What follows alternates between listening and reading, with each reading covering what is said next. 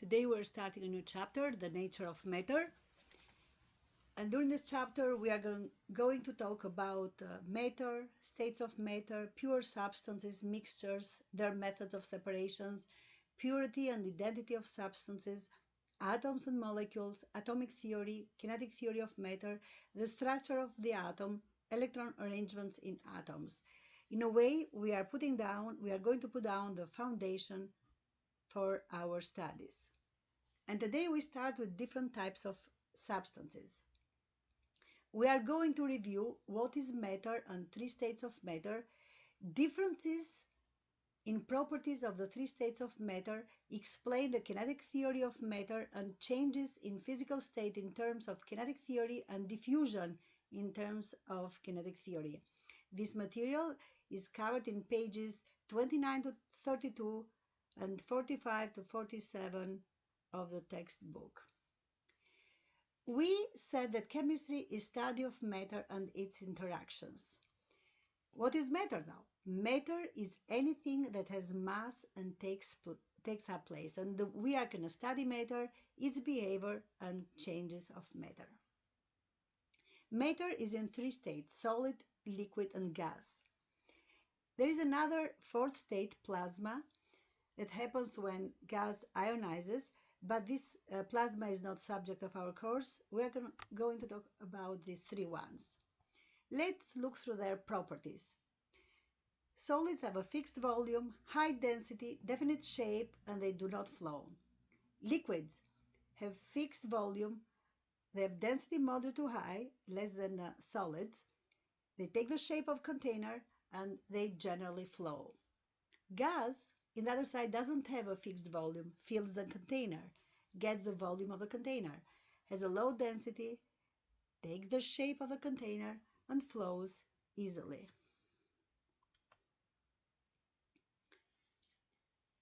These three states of matter respond differently to the pressure. To the temperature, they respond the same. With the increase of temperature and decrease of temperature, we have increase of their volume and decrease in volume in a different rates though, but the trend is increase and decrease.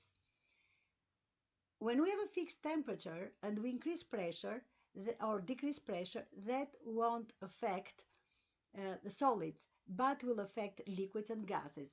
Liquids are slightly compressible, so their volume would change, and gases, they are compressible, and the volume is going to change. We are going to have decrease in volume with increase of pressure and increase in volume of expansion if we decrease the pressure. Earlier I said that with the increase of the temperature, the volume in solids, liquids, and gases increases, and with decreases. But there is an exception from the rule that I want to mention today, because it's a beautiful example of God's creation, and explains without this exception, life wouldn't have been possible as it is water. Water is an exception of the general rule, because when we lower the temperature, decrease the temperature, the volume doesn't decrease but increases. If the volume of the water would decrease when turned from liquid to ice, from water liquid to ice, during the winter months, the lakes and the rivers would freeze from bottom up, and the life on them would be gone. But because of this exception, makes it possible that the ice sets in the top of the water, and when it sits in the top of the water, creates a microclimate underneath and makes possible the life in the rivers and the lakes during the cold months, when in the places where temperatures are under zero. This small exception makes life possible. Now, before we explain the changes of states of matter, I would like to introduce with you Brownian motion. Watch this video.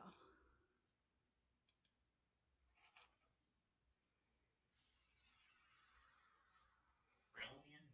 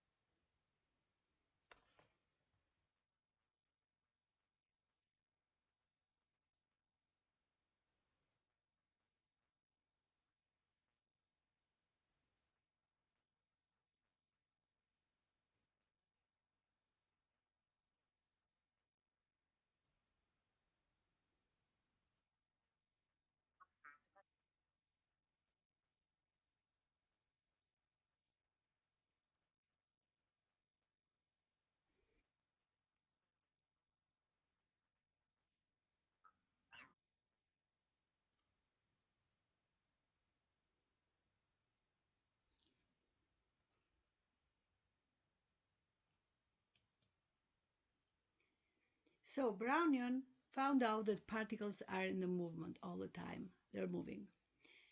And the idea that all substances consist of very small particles explain the structure of the three states of matter. That the Brownian motion gave rise to the kinetic theory. According to kinetic theory, all matter is made up of very small particles. These particles are moving all the time, but the freedom of movement and the arrangement of the particles is different for the three states of matter. Let's see solids, liquids, and gases. In solids, particles are packed together, a regular arrangement. They do not move freely, they vibrate. In liquids, they are closely packed together, but they have irregular arrangement and they flow. They move around each other. In the gases, particles are far apart, they are arranged irregularly, and they move randomly. When we have a solid and the temperature increases, particles gain energy, the kinetic energy, and they vibrate more and more. And as they vibrate, they occupy more space and they expand a little bit. Eventually, particles have energy to break the forces that keep lattice together.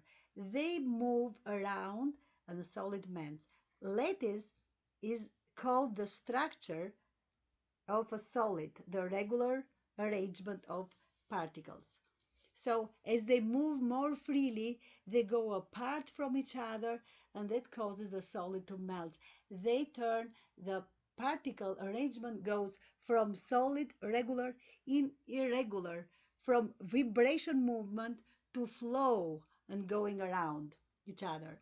The liquids now, when we heat liquids, particles start moving faster and liquid expands. Some particles have enough energy to escape from surface and they evaporate. At boiling point, particles have enough energy to break the forces that keep them together and they move faster and faster and liquid balls. It's like the whole liquid is moving. And let's see different phases. From solids, as I said, particles are arranged regularly and they vibrate. And when we apply heat, kinetic energy, they start moving a little faster. They don't vibrate anymore. They go faster and faster. They go further from each other and they lose their regular form and they melt. And now look at this. They are closely together, but they are not regular anymore. Don't have a lattice anymore. And they flow. And when energy is, we keep applying heat on this, they gain more energy and some of those escape from the surface and evaporate. There are two terms that we use, vaporization or evaporation. And they go in the gas state when they are randomly far apart from each other and diffuse randomly because they have a lot of kinetic energy. When the temperature is decreased, they lose this energy and they start moving less and less and less and they turn in liquid, condense to liquid where they are more close to each other and they flow. They change the arrangement and the movement. And this process is called condensation or liquefaction. And we have another change of states from solid to gas and gas to solid. This is called sublimation. Both sides are called sublimation. Sometimes from gas to solid is called deposition. Now, substances melt and boil in a certain temperature. And the pure substance have a particular temperature, and this is used to identify them. Water, for instance, has the temperature 0 on 100 degrees Celsius, and ethanol minus 117 and 78 degrees Celsius. Now, the melting point and the boiling point is really important because just looking at those two numbers, we know what the substance is in a room temperature. Is gas, is liquid, or is solid? Let's look at water. Water melts at 0 degrees Celsius. and boils at 100. That's at 100 degrees Celsius goes from liquid to gas. So in a room temperature, which is 22 degrees Celsius, let's say, it is liquid. Ethanol is the same. But let's imagine something else that has a melting point of minus 100 degree and a boiling point of 10. If it boils at 10, what is going to be? What's the state of this substance going to be in room temperature? It's a gas because at 10 degrees Celsius is turned all in gas. Now diffusion is explained with the kinetic theory of matter also. Before we watch a video on diffusion and some experiments, I would like to bring up some stuff. So, as I said, the idea that liquids and gases are made of moving particles explains diffusion, or diffusion is explained with kinetic theory of matter. Gases diffuse to fill the space available to them. Diffusion happens in liquids also. And diffusion is really important for sensing the world around us. Smell. We smell because of a diffusion. Particles spread in the air and we can smell. And the rate of diffusion or spreading is different and depends on the weight. Heavier particles, they move more slowly. Lighter, they move faster. And with the increase of temperature, the average speed of particles increases because they move faster and they spread faster. And there is something else that influences, it's gonna be in a video. But I want to say that the pressure of a gas is the result of collisions of the fast-moving particles with the walls of the container. So, as particles of gas move around, they hit each other and they hit the container. Their pressure on the container is the pressure of a gas. So, keeping all this stuff in your mind, let's watch this video and understand diffusion better.